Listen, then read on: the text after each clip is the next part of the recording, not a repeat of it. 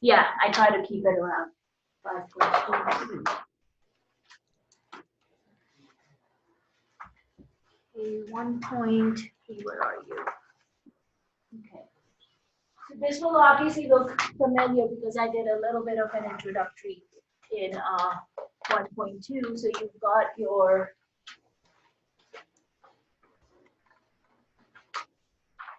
now, of course, if we're thinking of this angle as being our theta, then with respect to this angle, this side will become our opposite side. This becomes the adjacent, and the side across from 90 degrees is always going to be hypotenuse. But if we change the direction of our angle and put our angle here at the top, then of course your opposite and adjacent sides will switch places. So it's keep in mind it's always with respect to the angle that we are looking at. We've of course talked about our 6 trigonometric functions here. So these are definitions based on acute angles where your theta is going to lie between 0 degrees and 90 degrees. So again, with respect to where you place the theta, these will be your definitions.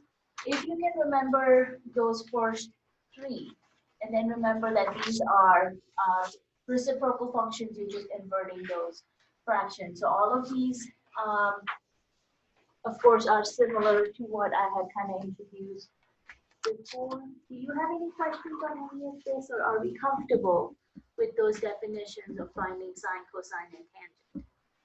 And then, of course, their inverse, reciprocal functions. So just very quickly, here you can see they're asking us to find the 6 trigonometric functions based on this triangle. They're giving us the opposite and the adjacent sides as 4 units and 3 units respectively. And based on that, we have to come up with our 6 trigonometric functions. So you can see, of course, using the Pythagorean theorem, we'll need to calculate what that length of the hypotenuse is because that was not given to us. So you can see once you go through that calculation of the Pythagorean theorem, we are able to come up with that hypotenuse being 5 units. And then of course, once you have the 3 sides of your triangle, you can come up with the 6 functions. So just a little take on that, but we're giving you the hypotenuse and the opposite side. You are not given the adjacent side here. So how would you again go about calculating that missing side of the triangle? Still use the Pythagorean theorem. Yeah, exactly.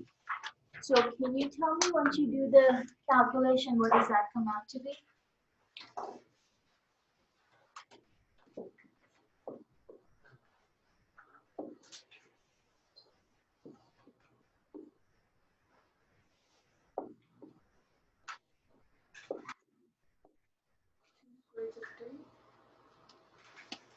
Two square root of 3? Yeah. Okay. So obviously, if we think about, I don't know, do you guys do A, B, and C, or how do you normally do? A squared plus B squared equals C squared? Yeah. Okay, so if we think about this guy as being A, this is B, and this is C. So that would be 2 squared, which is 4, 4 squared, which would of course be 16. 4, you end up getting 12.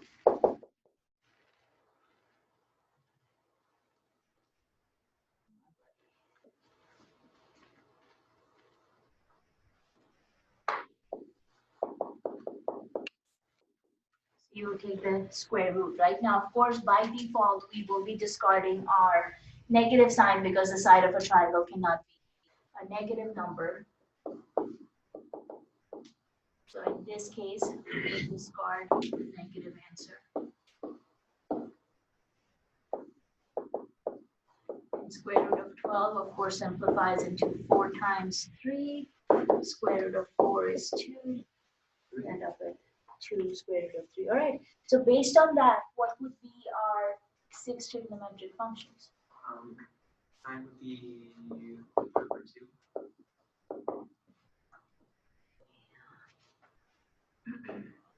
This is going to be 2 over 4. Very good. And then the cosecant of that is going to be 2. Very good. So you're using the idea of the reciprocal function. Okay, so that gives us sine and cosecant, all right? Cosine is going to be 2 root 3 over 4. Very good. And when you simplify that,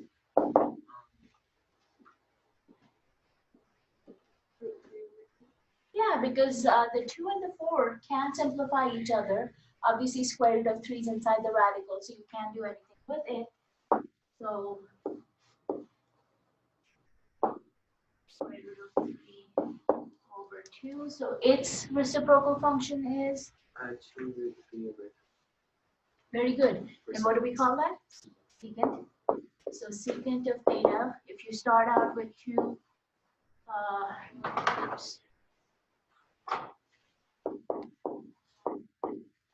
2 over square root of 3, then we need to rationalize our denominator, right? We never leave the radicals in the bottom, so we end up multiplying both numerator and denominator by square root of 3, which ends up giving us 2 square root of 3 over 3.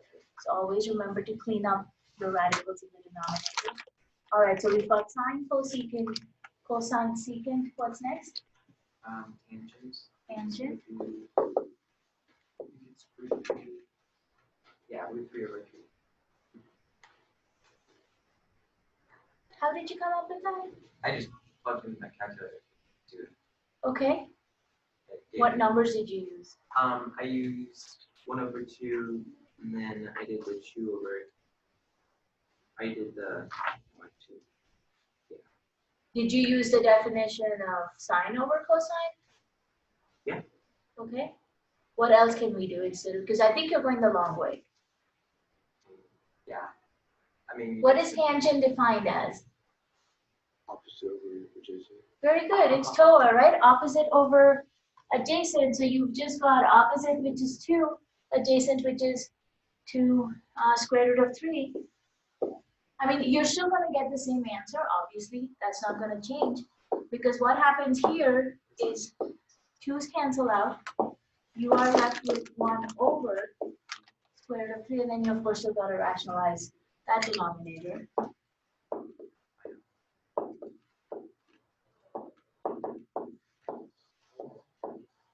So square root of 3 over 3. Now, what will its reciprocal be? Root 3.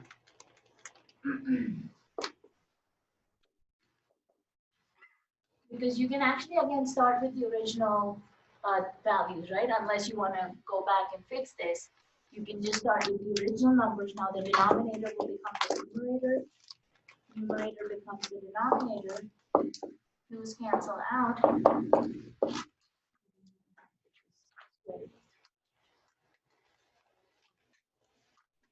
Does that make sense?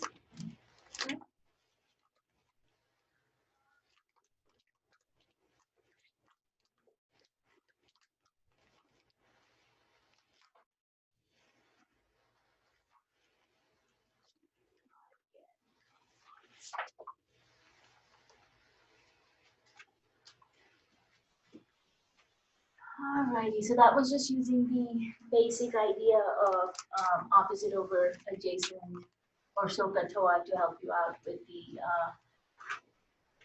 definitions. Okay. Now, here's the idea. If we are given, because you can have different variations of the same problem. They can give you the sides, they can give you an angle on the side, or some variation of that. So here we're talking about what if you are given an acute angle. So if you look at this example here, they're asking us to find the sine, cosine, and tangent values of the 45-degree angle. So you can kind of see that we have our angle over there. We talked about the ratios last time also, right? Since you have the same angles for your acute angles, these sides are going to have the same measurement, 1 and 1, and your hypotenuse comes out to be square root of 2. So just using the same ideas of opposite over hypotenuse, adjacent over hypotenuse, and opposite over adjacent, we're able to come up with our values for sine, cosine, and tangent. So now using these values or just using the triangle, what will their reciprocal function values be? For cotangent, it's just going to be 1 again. Because it's just going to be the same. Okay, very good. Okay, let's our triangle.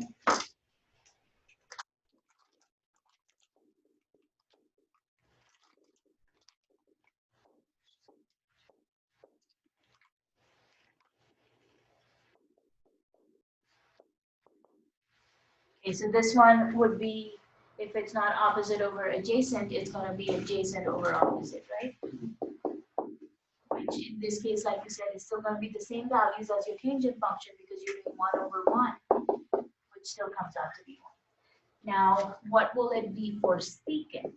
Secant is just going to be root 2, because if you look back at the original function, it's 1 over 2, 1 over root 2.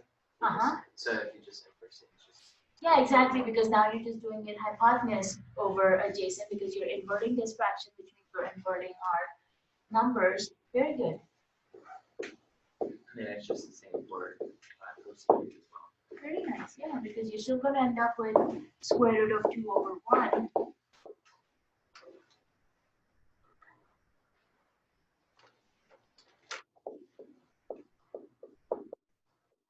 In this case, since cosecant is the inverse of Secant. Or, yeah. Cosecant, did you say? sorry, reciprocal of cosecant is a reciprocal for sine.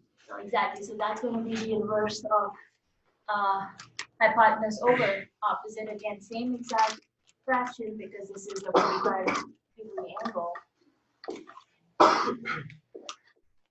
Hypotenuse over opposite, square root of 2 over 1, which will still end up being. And you know, obviously that's because of the uniqueness of this triangle being an isosceles triangle. Okay. Questions on 2? Okay. Now you can see in our next triangle, we are looking at the 30, 60, 90-degree triangle, which actually is half of an equilateral triangle. So equilateral, of course, means all 3 angles are going to be the same, all 3 sides have the same measurement. So I actually like this little graph or illustration here about how you could actually think of this triangle. So we know these guys are 60 degrees, this is 30, so together that makes it 60. Your measurements are always going to add up to that same ratio of 2 for all 3 sides, and then of course we know the side across from 60 degrees is the square root of 3. So if you think about this in terms of an equilateral triangle, that might also make your calculations a little bit easier. So for this one, we are looking at sine, cosine for both 30 degrees and 60 degrees. Again, using that same idea of opposite over hypotenuse, adjacent over hypotenuse. So using that same idea, what will be the tangent values for 60 and 30? And again, you've done these numbers before, so it shouldn't take you that long to come up with these. What do you end up with?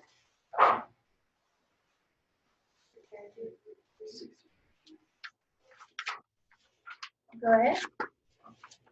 So let's start with tangent for the 60 degrees.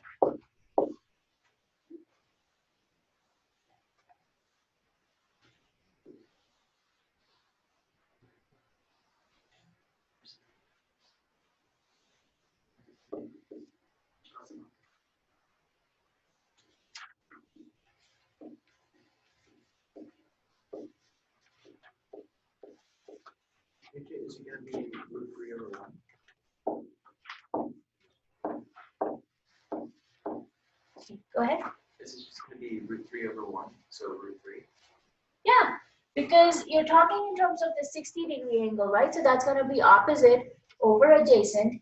So you would still end up with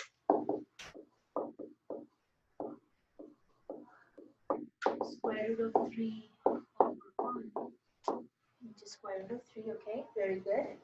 And what would it be for tangent of the 30-degree angle? Root 3 over 2. Because you will need to rationalize that denominator. Same thing, opposite over adjacent, but this time you're changing the location of your angle. So since it's 30 degrees, your opposite side is now 1, the adjacent side is square root of 3. Rationalize that.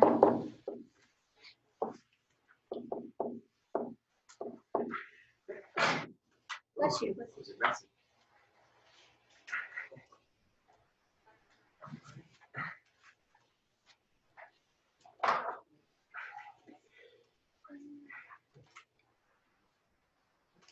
So we've looked at this as well with that little table that I had shown you in our supplementary handout.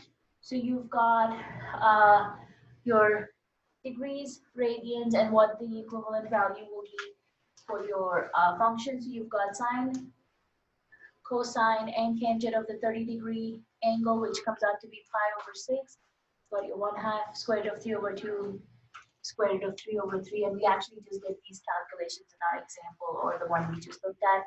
45 degrees, you can see what those values come out to be, and 60 degrees. Again, I will reiterate, if you remember these values on the top of your head, it will make your calculations a lot easier. If not, you have the tools to come up with these values. You have your 30, 60, 90 degree triangle, your 45 degree triangle, the isosceles triangle, that will help you come up with these. Of course, it always helps you remember what the equivalent degrees are in radians, so you know how those are going to work out to be. Now this part here, we're talking in terms of complementary angles. So of course, we know 30 and 60 degrees are complementary angles of each other because they add up to 90 degrees. So if you look at this little paragraph over here, we're basically showing, saying that it can be shown from the right triangle definitions that cofunctions of complementary angles are actually going to be equal to each other. So think about this. You have sine of 90 degrees minus whatever that theta will be. Now remember, your theta is always going to be an acute angle, so it's always going to be less than 90 degrees.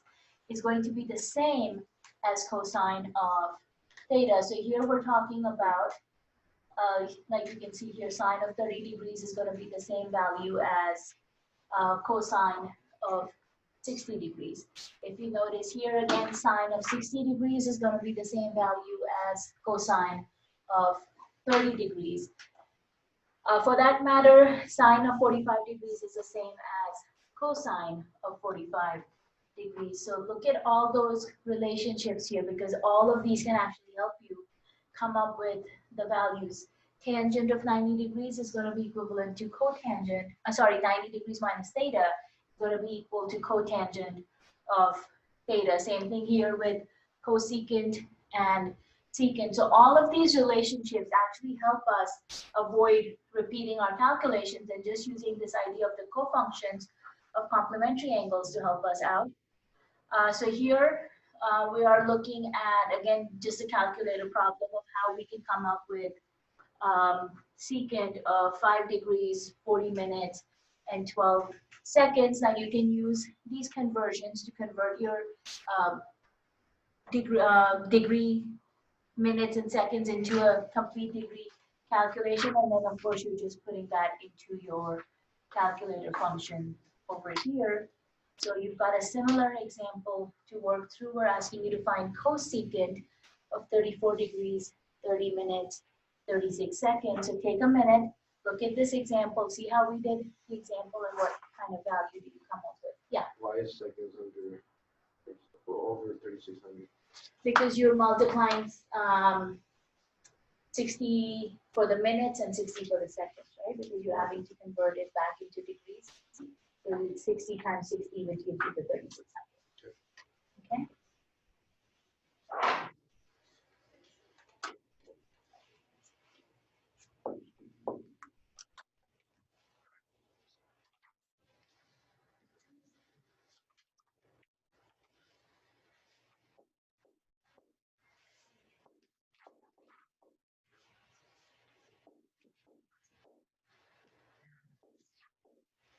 Step one is, of course, convert that into a degree mode completely. Of course, 34 degrees will stay the same. Since that's 30 minutes, we're converting it back into degrees. So you divide by 60, which will give us the degree answer. 36 seconds. Divide that by 3600 to convert that into degrees. And what do you come up with? I come up with 30.4 or 34.51. Yeah, because of course 30 is half of 60. So that's going to be 0.5. And then you can actually see you've got 36 and 3600. So you're basically looking at 1 over what? 100. Yeah. So simplify those fractions. Of course, you have your calculators. You can use that. So that's going to be 34 degrees, which stays the same.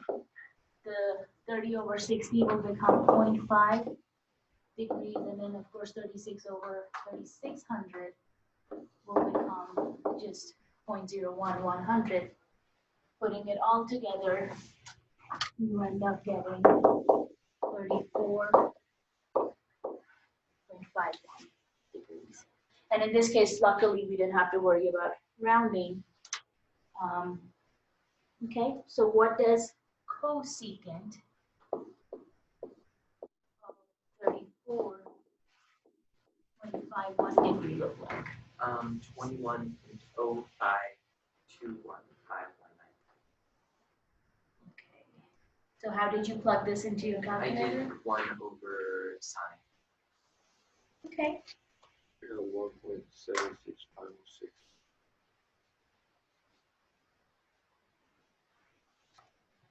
Okay, tell me the answer you got again. 21.21518.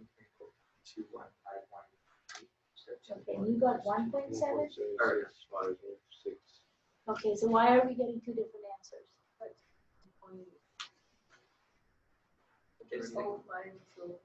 Is your calculator a radius? What does your calculator need to be in? Radians. No. It needs to be in degrees, yeah. Because Oh, you have degree. See, that's what I was telling you. Like, you gotta be I very switched to it. careful. I switched to it now. This one little thing really throws you off. And you know, unfortunately, it doesn't give you room for partial credit either. So please be very, very careful. If you need, put a little note on your calculator to look for degree or radian mode. Do something so that you remember. So Adrian Medina is actually correct because in degree mode,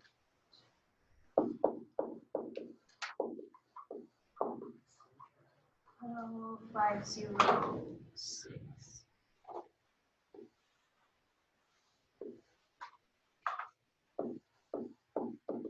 And I'm kind of keeping it at 5 decimal places, so that comes out to be 1.76507.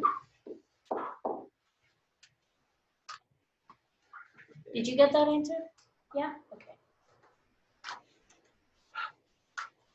So be very, very careful, guys. One tiny thing can ruin that entire answer.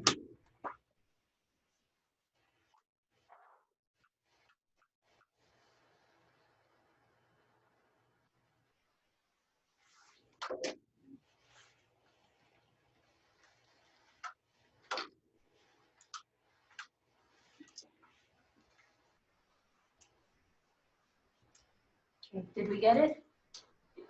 Yeah, okay, wonderful. So just a little historical note. I thought was kind of a nice fact in there about Georg. Not really sure how to say that middle name.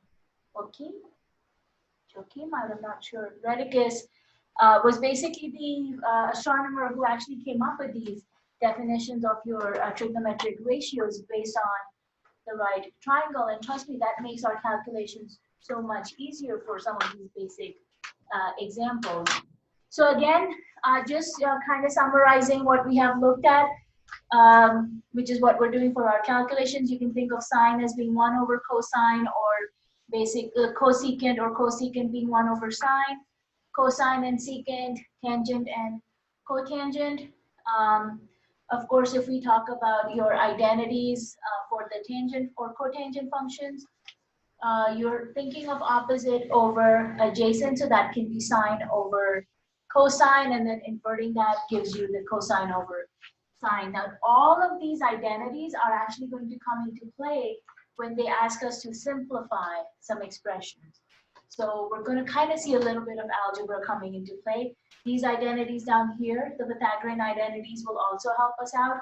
So this is basically your opposite side plus the adjacent side equals the hypotenuse kind of idea. So you've got your sine squared plus cosine squared equals 1. 1 plus tangent square equals secant square, and 1 plus cotangent square equals cosecant square. And we'll be looking at a whole bunch of simplification problems here. Now this is very interesting here to be careful about when we are talking about sine square, cosine square, or tangent, cosecant, cotangent squares. That is not the same as sine of theta square, because here sine of square means you're actually taking sine theta times sine theta, right? When you say sine of theta squared, that means the sine is just one function, but you're doing theta times theta. So it's just a difference of, are you squaring the entire function or are you squaring just the angle measurement? All right, so let's take a look at this example over here, working with our trig identities.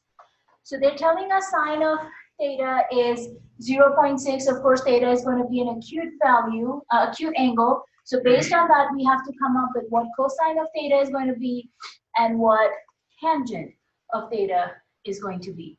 So here you can see for finding the cosine function, we're actually using that Pythagorean identity of sine squared plus cosine squared equals 1.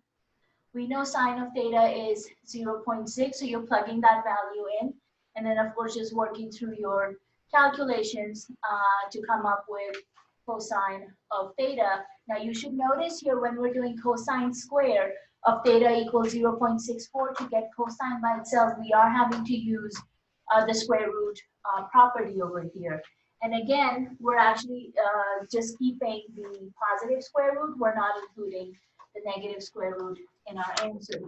Now, when it comes down to finding that tangent function, you're actually just using your quotient identity here, because now that we have calculated the cosine function, we can just do sine over cosine and come up with what that tangent of theta is going to be. And then, of course, you can always fall back on your triangles. But in this case, we actually don't know what theta is, so we won't be able to use just the 30, 60, 90 or the 45-degree isosceles triangle. So kind of using that same idea, here they're actually giving us the cosine theta value, which is 0.96, and they're asking us to find the sine and the tangent function. So again, which identity do you think will be the appropriate one to help us come up with that sine of theta?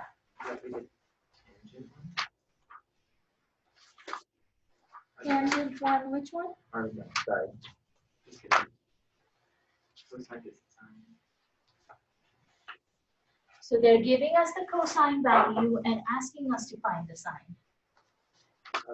There's one.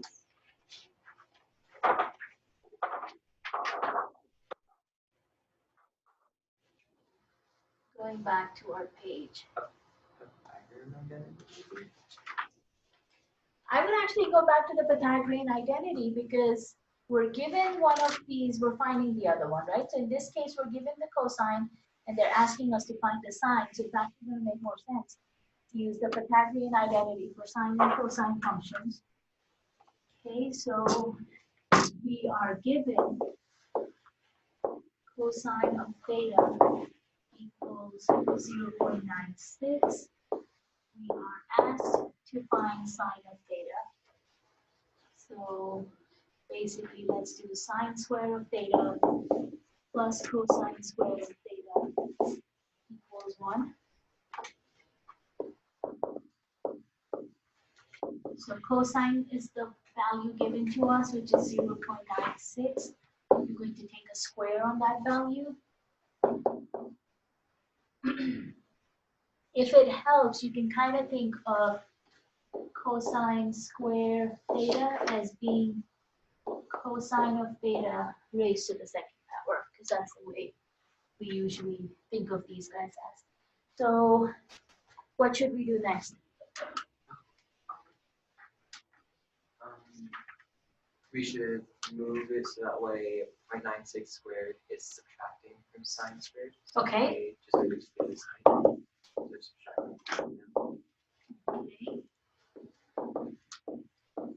gives us sine squared of theta equals 1 minus 0.96 squared. Okay, and then you're taking the square of that. Okay, which comes out to be. And what does that subtraction come out to be?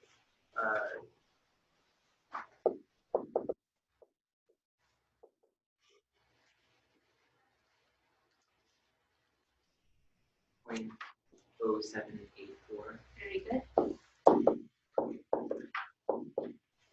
And then to get sine by itself, Square root it. yeah, you're going to take a square root. So that's 0.28.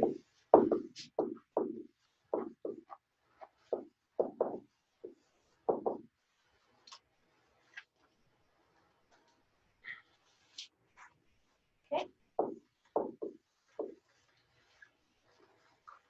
And again, you know, basically we are ignoring the negative root.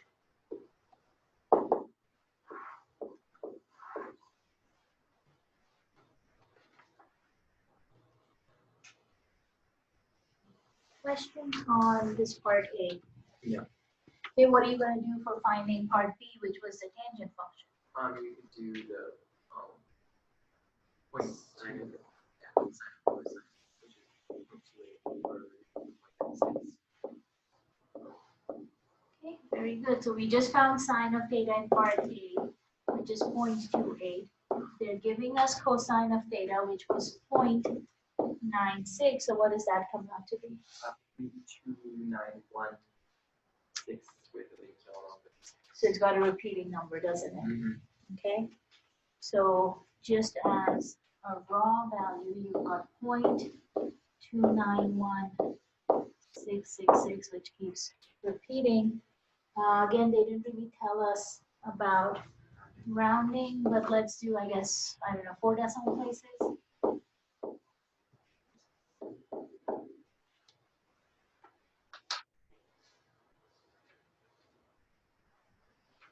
I will try to remember to put rounding instructions because it doesn't look like they really care about where to round it to. 10 decimal places. 10 decimal places. Just keep going. All right, so just kind of seeing how we can work with those trigonometric identities. So here again, just a different take on that. This time they're giving us actually the tangent function. So you've got tangent of theta equals 1/3. Based on that, they're asking us to find the cotangent and the secant function. So here you will actually see they're using the reciprocal identity of cotangent being 1/tangent. So that's basically taking 1 divided by 1/3, which ends up being 3. Now think about it the other way.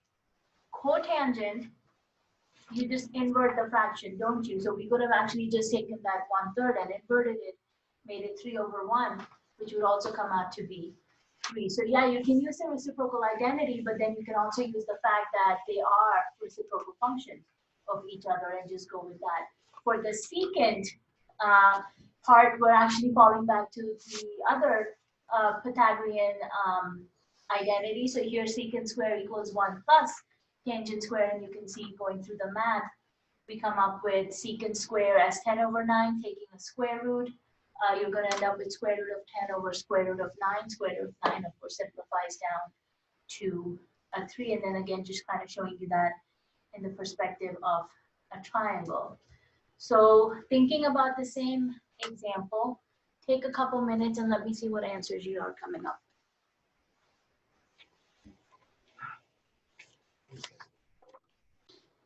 with.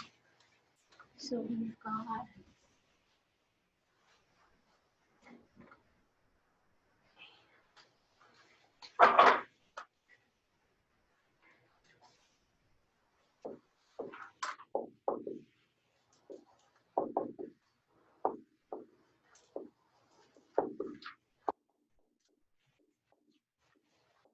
so since it's the reciprocal function, of course 1/tangent will become 1/2 as the value for your cotangent function. So that was not too bad. For the secant, you are using the trigonometric identity, so that's secant square is equal to 1 plus tangent square.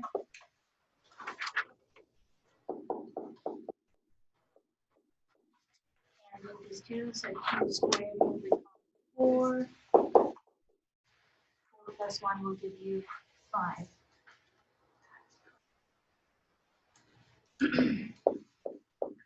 And that's of course for secant square. So to get secant by itself, take the square root on both sides here. And again, I could actually just leave it as square root of 5. You don't have to do a decimal approximation.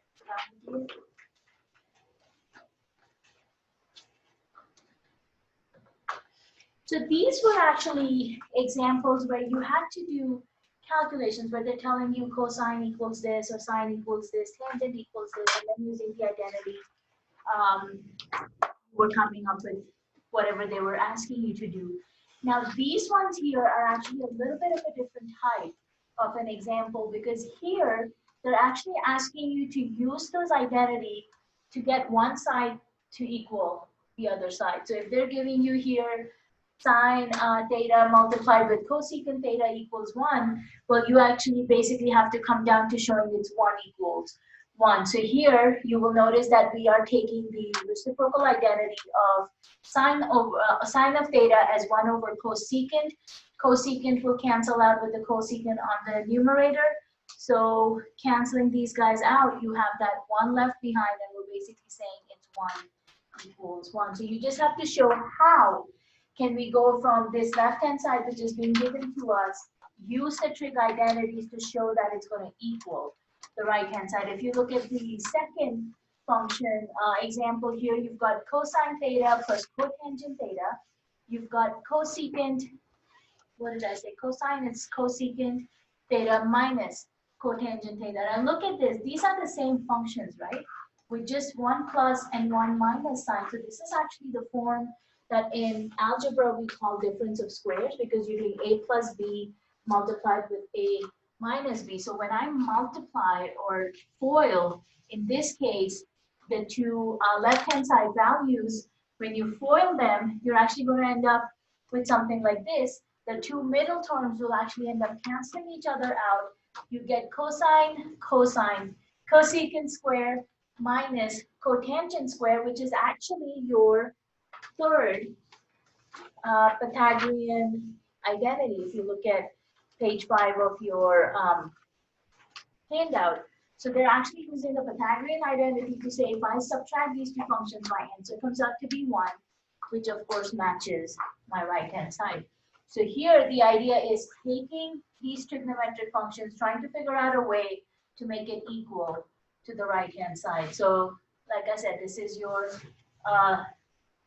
difference of squares, and that's the property that we are using here. So we'll pick up with example 7 next time. I'll actually try to include a couple of these examples in your homework also, so you can kind of see what different variations of the problems will be there.